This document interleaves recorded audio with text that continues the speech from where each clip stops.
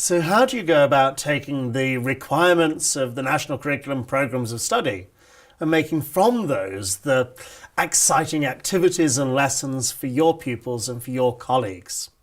Developing a scheme of work is the way to do that. Think of the programmes of study as the building regulations, as the minimum entitlement of the thing that you have to do.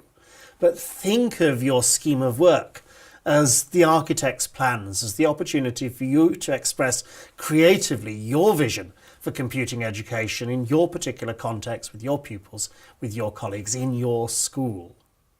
If you're going to develop your own scheme of work, I think there are a number of principles that you need to keep in mind. One of those is breadth, another is balance.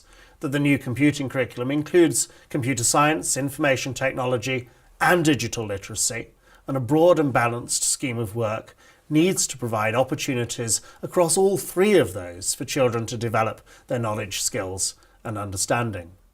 Another would be progression, that what children are doing in year 6, what they're learning in year 6, should build on their learning in their previous years. That might well be a challenge the first time round, when perhaps your year 6s haven't done much computer science previously whilst they've been at your school. That's one reason why your scheme of work shouldn't be laminated, why it should be something which you continually return to and edit and improve as you and your colleagues review and evaluate how well lessons have gone and how well units of work have gone.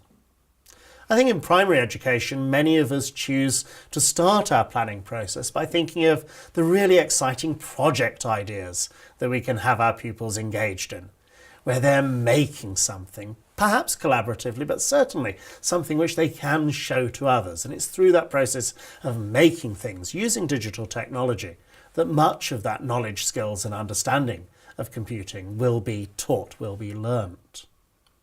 Don't assume that everything on your old ICT scheme of work needs to just be thrown away. Many of your best units from ICT are still just as relevant for the new computing curriculum as they were for the old programmes of study.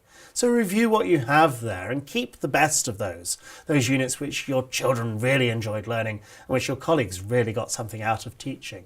And keep those on your new computing scheme of work, as I say, just as relevant. But you will need to move to one side, perhaps some of those units where they were just repeating skills that they'd already acquired, to make room for the new content. And that's likely to cover those deeper ideas of computer science, certainly some of the programming of the coding expectations, as well as that theme around how the internet works, how networks work, and how search engines operate.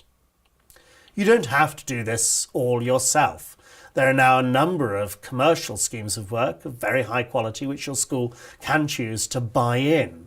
Or you may be working in a local authority where the local authority team have worked with teachers to develop a particular local scheme of work for computing, and drawing on that will provide plenty of opportunity for collaboration with other teachers in neighbouring schools.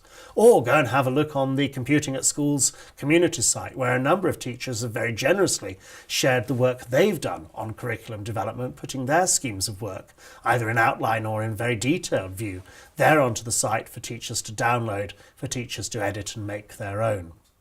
Whichever approach you adopt, I think it's really important that you take ownership of that scheme of work, that you do feel free to edit, to adapt what's there, that you add in the bits which you think are going to work really well with your pupils, and you make the changes so that it becomes something which is particular and particularly effective in your context.